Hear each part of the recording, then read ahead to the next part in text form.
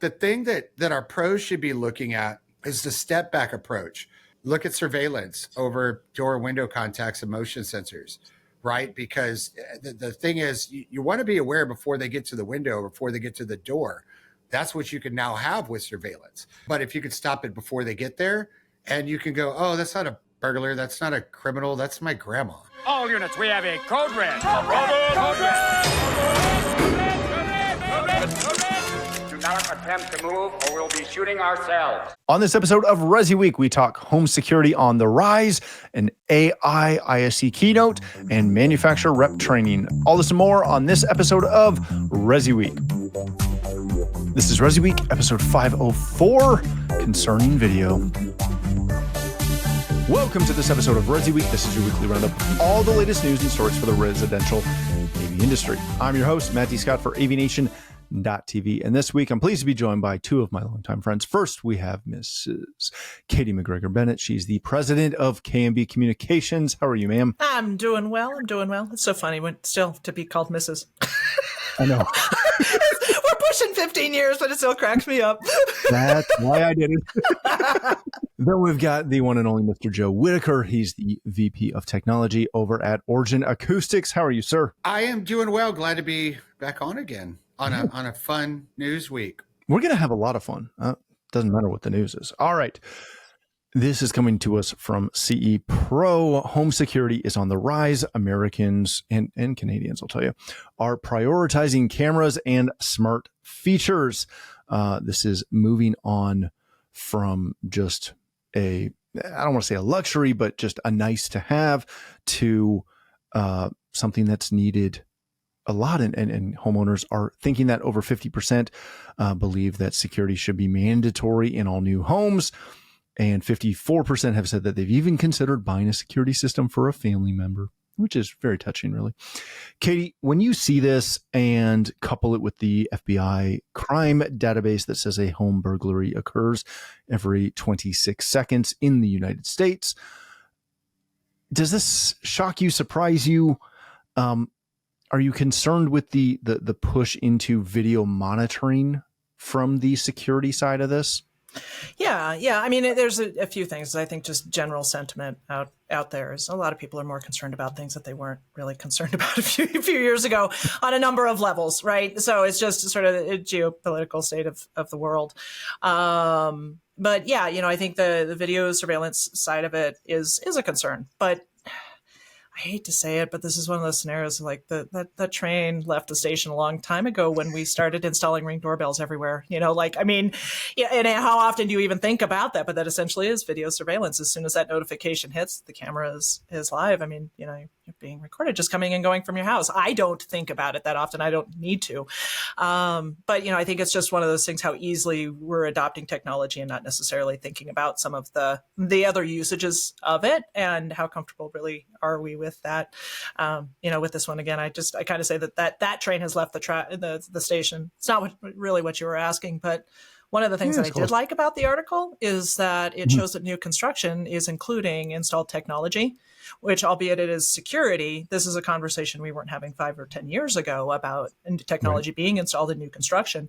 It's a significant uptick there. And where there's installed technology from a builder perspective, theoretically, that comes into the integrators' capacity as being something they're either involved from the start or they pick up on it once the homeowner has moved in. So, that side of it, I think, is positive. Leave it to me to find the silver lining of an otherwise dark and dreary article. I like the warm and fuzzy of that. Joe, when you follow this, one of the things they're talking about is professional versus self-monitored.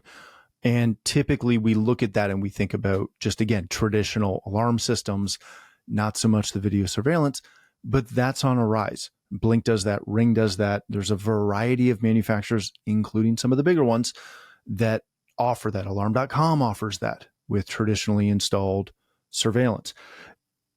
Is there a concern here for both the homeowner and the integrator when it comes to privacy and then limited liability of that? Is that something that dealers are overlooking? Man, you're opening up a can of worms for me. Because did you saw the smoke come out of my ears for a second? But you already know I'm a firm believer that privacy has been gone for a long time. If you have a Facebook or a social media, you already gave away all that. Everybody knows your address and where you live, and so it doesn't matter, right? Privacy, who cares? When it comes to cameras and traditional security, I'm a pro, and I've used Ring for the last 7 years, and I'm happy. And I don't care that it doesn't really integrate with other things. I'm just trying to surveil. That's my job. And when you do them right, who needs a door contact or a motion sensor before they get to my front yard? I already know they're there. There's all those kind of things to think about, right?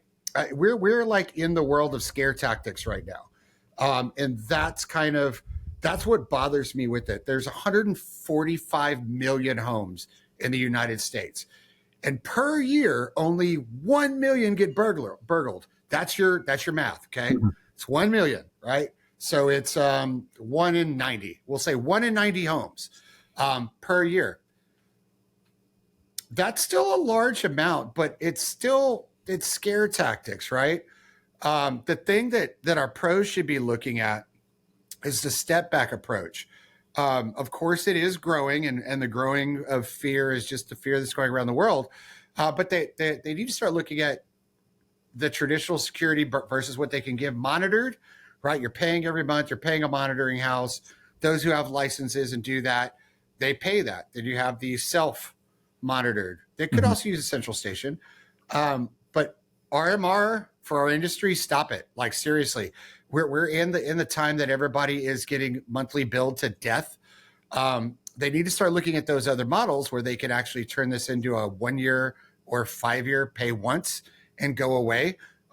They'll get more proposals signed and more quotes done and more checks in their pocket if they get away from the subscription fatigue, which is pretty much where security is getting jammed into. Look at surveillance over door window contacts and motion sensors, right? Because the thing is, you want to be aware before they get to the window, before they get to the door. That's what you can now have with surveillance. Because once they hit your door, grab your shotgun, it's on. But if you could stop it before they get there, and you can go, oh, that's not a burglar. That's not a criminal. That's my grandma. Those kind of things. I have a lot of problems with this article in CE Pro. I don't buy it. The security industry is what it is already. It's hard to compete with the Tycos and the ADTs if you're going to compete, you've got to do it the way our industry works. Stop looking at the RMR. Start looking at the one-time purchases or the 1 to 5 year license agreements. Then you can actually make money off of it. And stop with the old tech. Like, seriously, our industry is much better than that. Yeah, there's something to be said for bringing something new to the table, which I think we as the CDA channel need to be a little bit more aggressive on with that. All right, let's change topics for a second. This comes to us from Residential Systems. ISE 2026 keynote speaker Sol Rashidi is going to present an AI reality check. If you've listened to the show for more than a minute, you'll know that I absolutely love this because specifically, as I find the quote for a moment, I just had it. Sorry. She said that in talking about it, that she's going to dive deep into the battlefield of hype, half truths, and hard realities, which just puts a smile on my face. Joe, oftentimes when I see the keynote announcements for our major shows, I question whether they are going to be either A, a sales pitch, B, a pat ourselves on the shoulder, or C, something that doesn't apply at all. This one doesn't fall under any of those. This, I'm going to argue, might be one of the best keynotes potentially that we've seen in a long time for our channel. Is it wishful thinking for me to sit back and say a bunch of the executives from the manufacturing side are going to go to this and get a better grip on what AI actually means? And God, I hope so. Right? Okay. So keynotes. Yes. This is probably, in my opinion, will be of all the shows, right? So we're talking CEDIA, Infocom and ISC. Yep. This is probably, to me, time-wise, one of the most impactful in how many CDs have I been to? So we'll give it at least the last 15 years. I like the one Shelly did at CEDIA some years back. Yeah. That was different, right? And it was timely. It was good timing. This one is even more important, right? Because AI, if you look at just in general, whether it be, I'm not going to say any brand names because you never know who I might want to partner with next. But having said that, so I think the generalization of the term AI is being overused and emphasized for things that are not AI, right? Yeah. AI is not traditional machine learning at all, and it's definitely not if, then, else, or, which is 90% of what people are calling AI right now. Yeah. That's a manually inputted programmatical execution. That is not AI. So if you're a brand out there that thinks that that's AI, please stop it, because once you figure out what AI is really, and you can deploy what it is really, you've just devalued your value proposition by calling stuff that's not AI. So do yourself a favor and stop it, because in the next 5 years, you're going to figure out what it really is, how to make it, how to deploy it, because you've been pushing this BS as AI for 5 years. You've devalued your value proposition when you're actually at AI. So my advice is, manufacturers, stop it. You will rarely hear me quote anything as actually being AI at all. So that's the value of this is to me. And I will be sitting listening to this, because the debunking and demystifying portion of this keynote will be massively impactful to not just the manufacturers, but also the attendees. Yeah. Because you out there as integrators that are going to be attendees, you're getting sold a hog right now. Like what you're being told is AI and you're selling, it is not really AI. That's what you need to watch out for, because when you do that, now you're giving your clients expectations. And then when it doesn't perform, it's your fault. And that's like, nobody wants to be in that right now. AI is still, I mean, I know the word's been around for a minute, but in our marketplace, especially in the like in the CEDIA channel and the Avixa channel, it is so new that maybe 2% of what's out there is actually AI that you're positioning or propositioning as AI. So you could take that down, what I said about manufacturers. It's the same thing with the integrators, right? Don't devalue your value proposition before you're actually there, because once you get there, none of your customers are going to believe you anymore. Like you're going to hurt your future sales by betting the farm on stuff that's not really AI yet. Yeah, that's a great point. Katye, I love what Joe said about integrators kind of understanding that they are jumping on a bandwagon a lot of times. They're doing it. They're not doing it on purpose, right? But they're getting sold a sheet of goods that doesn't really exist and isn't technically accurate. How do dealers go about, or is there any way dealers can go about marketing and latching on the AI side, because it is exciting and profitable and something that our customers are asking for? But to Joe's point, they're getting sold a bill of goods that doesn't honestly usually even exist. How do we walk that tightrope of our customers want AI, but they're not going to get AI, and if we tell them they're getting AI, we've lied to them about what they're getting. Okay, so Nicely put. Yeah, so there is a lot in there, both what you're asking and what you're paving the path with. And I think, first of all, we need to clarify quickly, because there's AI as a topic, general, right? That's the macro. But if we're talking about AI technology that integrators then implement, because manufacturers implement some sort of AI into products that then integrators have to then implement, integrate, support, service, speak about, whatever, because homeowners think that their home now has AI in it because they've got technology. There's that.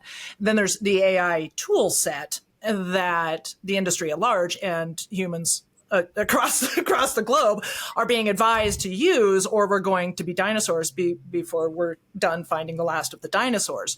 And I think, there's this conversation we kind of need to have both of the conversations, not here and not today, but that's part of it, because for the last several years, let's just go back to like post-COVID era, from a trade show perspective, what a lot of the programming and what a lot of the editorial content has been about is the rise of AI in general, and how to apply it in such a way to not become a dinosaur either in our knowledge base or our service offering. And service offering would be a product set as well, right? So, and I think there's been such a push to don't be a dinosaur, stay ahead of the curve, start learning how to implement AI, right? And you guys out there in Radio Land can't see me with my single air quote here, but how to implement AI. The rest of us as professionals who don't have a role in professional integration per se, we're not in the field. But my pressure point is utilizing AI tools within my agency to produce a better product, air quotes again, because I have adopted and introduced and implemented AI tools, because we're not dinosaurs anymore. And I'm not even bothering putting up my fingers on these air quotes anymore. These tools are great, but it's the humanization of the tools and the technology that make the art of AI adoption and implementation truly unique and special. And that's what, as an industry, we're in that turning point now, where now we know what we need to know. Now we've got to harness it and get ahead of it. And from an implementation standpoint, and for every one of us, it's different. For Joe, manufacturer side, it's different for you than it is for me, is different for Matt on the integration. It's also quite different from what Sol Rashidi is going to be talking about, which I think is fascinating. And now I wish that I had had actually watched her TED Talk prior to coming on here, because where she's coming from all of this, from an executive and a leadership perspective, should be kind of that next phase for all of us, which is it's a reality check. The AI reality check is what her talk is called, what it takes to scale the future of leadership. So, it's kind of the combination of all of the things that I sort of threw out there sporadically, but it's also now the culmination of these touch points and these talking points that we've been thrown for years. Now, as leaders, current leaders or future leaders of the industry, what are we going to do with this to stay ahead, but also protect our clients and our employees and our butts, quite honestly? Just, and now we're at this kind of new era when we have to stay as exponentially far ahead of this, and we've got to expedite our knowledge and understanding of it to save our butts, to save our bacon. Really, that's how I see it. And I want to add to that because you hit on a couple key points, that what a lot of us are exposed to right now that is being called AI is just a very, very good search engine with some ifs or buts based on the person, right? I want to play music, but I'm 45 and I'm in the kitchen. Those kind of things, right? It's a glorified search engine right now that goes out there and says, oh, most people at 45 at 5 o'clock in the evening who are in the kitchen that want to do X. This is the generalization. That's not yet machine learning. That is just taking a couple of little tidbits and Google searching. AI is really good at Google searching. If you ever use a ChatGPT or some other searches, sometimes it'll actually show you the logos they're searching. That's what it is. It is your search assistant that could throw in some programmatical ifs, ors, ands, and equate. It's not learning yet. Right? It's just searching. I equate it to me looking for my kid's shoes at 8 o'clock in the morning. I'm AI at that point. It's a 4-year-old. It could be under the couch. Let's check under the couch. And I think the difference is that there is a lot of real AI that's being utilized, as well as obviously a ton of machine learning. But what the general populace has access to your point, Joe, it's like, I love using Gronk because it always shows literally everything it's finding and where it goes to get it. And again, it's just indexing everything and then putting it into a nice form for me. If I want to call that AI, cool, but it's not AI. It's not AI. That's the title of the show. It's not AI. Search thing. All right. Let's hit our last story of the day. This comes to us from CE Pro. It's an industry perspective, why manufacturers need to focus on training programs in RMR. You can go read through this. Now, All right. So we're going to, if you want to go read through this, you can. I am not going to recommend it. And I am going to apologize for that because I very rarely do this. But my gosh, this is not a great article. And CE Pro, like, okay, all right. I'm cutting you off. I'm cutting you off there. why? I was going to let this be awesomely awkward for a while. Well, it already is. But so, but here's the thing. Here's the thing. Shifting away, what the article is suggesting is actually a deeply rooted need in the industry. And this is kind of Katye on her soapbox again. Sorry, listeners, this is twice in one show. But the desperate need for professional sales skills in the industry has never been worse. And it's unfortunately, it was a sad byproduct of the housing crisis way back late 2000s, when we started to see ouch, and we saw budgets just getting hacked everywhere. And one of the first to go was training. And if you remember harken back to a day when manufacturers had trainers out in the field full time, and that they don't exist anymore. There are a few. There's a handful, and of that handful, there are a few that are really, really good. And I mean, no offense to those of you who are really good who I just don't know, but please raise your hand and tell us, because I do believe that is a very small pool, and I'd love to know that the pool is filled with more people than I think it is. It's kind of like a hot tub that's cold in the middle of winter. I don't think there's many bodies in that pool, that hot tub. Anyways, but the need for professional sales training is so desperate in the industry, and I don't see enough of a push for it. I put it as high of a crisis as the skilled labor force crisis. Quite honestly, I do, because as quickly as we're bringing in technicians, if or as they grow out of those roles, what's next for them? They need to know how to sell, even if they're not going into sales. Everybody in our industry would benefit from professional sales skills training of an older era. I mean, like, anybody remember Zig Ziglar? There's probably like 5 that are listening to the show. Yeah. But, that's just a well-known name, but insert professional sales trainer name here. And there are plenty out there. We just haven't been influenced as well as we should have, could have, need to be in the channel. And I think, it taking away from the article, that is what this is focusing on. And for that, I do support the notion we desperately need manufacturers to regain ownership of the need to provide proper training to their constituents, which would be their own people. It would be the reps, it'd be their distributors, and ultimately right down to the dealer level. You cannot rely on your reps and your distributors to be your trainers if you have not properly trained them. And if you don't have proper training in place within your business, your factory at the corporate level, then how can you expect anybody else to be able to professionally and successfully sell your products? You just can't.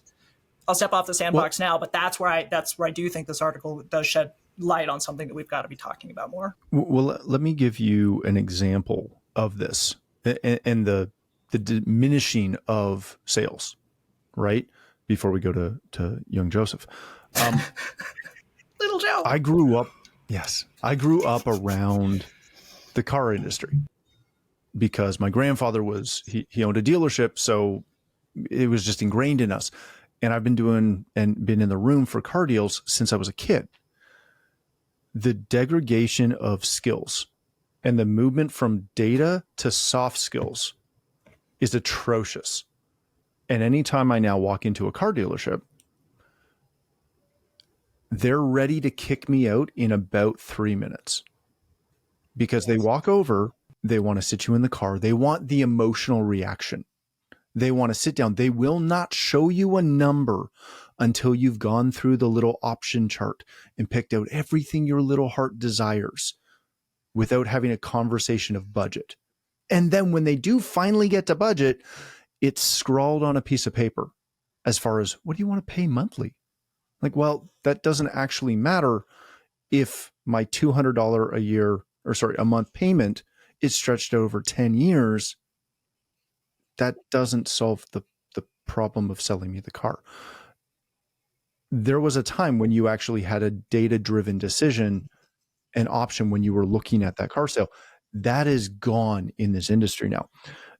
Joe, when you look at this article, and when you listen to what Katye said about sales training, I've heard for years from a variety of manufacturers that they offer great training. I've experienced it one time from manufacturers. One time. I've been in a ton. I've heard, I'd rather not actually. Because I also don't want to call out necessarily everyone that is atrociously terrible. I've been in a lot that try real hard, but they can't escape what they see on a manufacturing side versus what we as integrators see on a daily basis, right? There's often a disconnect there. How do manufacturers actually do this? Like, the majority of them have gotten away from any training at all. I've sat in trainings where they're literally reading spec sheets to me. That's not good. So, okay, I'll start that part by saying kind of, and manufacturers, I hope you're listening. Reps, I hope you're listening. Integrators, I hope you're listening. You know, Katye said something prior to the show as we were kind of just talking about what stories we're going to go. And she said, you know, most of the good traders out there are in their, you know, mid 40s to 50s. Katye, that really stuck with me. It's adorable. Because it's really 65. It's wishful thinking. Sorry, Joe. It's in my head because I can name some really good technical / sales trainers that are out there. And only one of you got Nathan Holmes, Dave Pedigo, Jeff Gardner, Peter Aylett. There's this list that you know that can do technical and sales. And you're right. Like, I can't, Frank Padilla from Avixa, right? The guy that does the really good Dante trainings. I'm really struggling for that new, you know, generation. We at Origin, we have a couple, which is Kyle Cashwell and Todd. They're younger, much younger than me. But they're getting there, right? So, but I think that also goes to mentorship. So what you said, Matt, to put it out there for the reps and the integrators, is for manufacturers, when you propose these, you need to think about who you're talking to, because the reps need more sales training than the integrator does, right? So a rep needs, you know, 25% technical, 75% sales, and the integrator needs 75% technical, 25% sales, because you're pitching a brand or a line of product if you're a rep. If you're an integrator, you're pitching the ecosystem. You're going to avoid at all costs trying to line item any discussion, because that's going to make a sales pitch take 4 days. But as a rep, you're going to key in on a specific line, a specific manufacturer, or a group of them, that it is not your job to turn it into an ecosystem. Okay? So that's the thing to keep in mind. Manufacturers, if you're out there, just listen to what I'm saying. It's going to help. The other thing is to do this consistently. Like, that's your word. Like, at Origin, like, I would say we probably host, 3 trainings a month. You know, I'll hold one on Netgear. I'll hold one on Invisibles. I'll hold one on amps. And then Kyle will do the same, and Todd will do the same.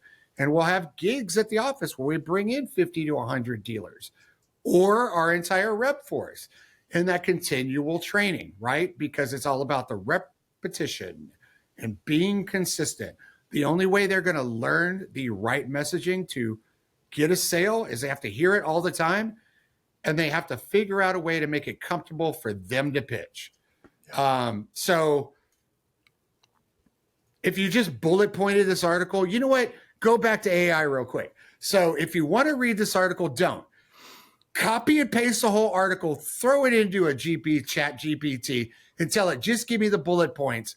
And those are the only things you really need to know, right? Consistency, repetitiveness, the details that your audience segment needs, and what is the value proposition from the manufacturer to the rep, from the rep to the integrator, and from the integrator to the end using client. And then you're done, right? But manufacturers, guys, I mean, it's common sense. I mean, you kind of got to do this. Training is dying, and it can't. We're getting way too advanced in technology. Even on a speaker side, with the way speakers work nowadays and more efficient, you have to get better at this. You want to save some money for your support team? train really good. Train better. Yeah. The best part is when you throw that in, it's going to respond with, hey, I think I wrote this. All right. Thank you so much. No, let me add one thing. Hold on before you shut this down. Before you shut Don't, this down, because then let me I'm add throwing one down thing. too. It's so much more. Before you shut this down, you said something that I think all manufacturers need to do. When you have a rep training, your customer experience staff and your tech support staff needs to sit through those trainings. Yep. They need to hear what you're telling your reps and your integrators so that they know the proper channels of answers. Like they need the answers that you train on, they need to have them there. They need to have that templatized in a knowledge base and FAQs. Yep. Like all of that gets put together. Everybody needs to be saying the same thing at all times to the same questions, or everybody's confused. Yeah, I agree, Matt. Once you said technical support, yeah. Yep. That's a whole other topic, but that is on point. All right. Thank you so much for joining us. Katie, if people want to connect with you, learn more about KMB Communications, where can they do that? KMBcom.com on the web. Find me, Katye McGregor-Bennett, on LinkedIn or company on LinkedIn. Just look for the one with the mountain logo. There's a couple of us out there, but only one Katye. Excellent. Thank you. Joe, if people want to connect with you, learn more about Origin Acoustics, where can they do that? Just look up originacoustics.com. Look us up on the socials. I think we're the only Origin Acoustics in the world, so it's pretty easy to find us. And I'm Joe Whitaker. You can find me by that name on all the socials and with things at Origin. I'm not the only one in the world, but I should be pretty easy to find with this mug right here. Reach out directly. I always say that. I'm not one of those people that hide.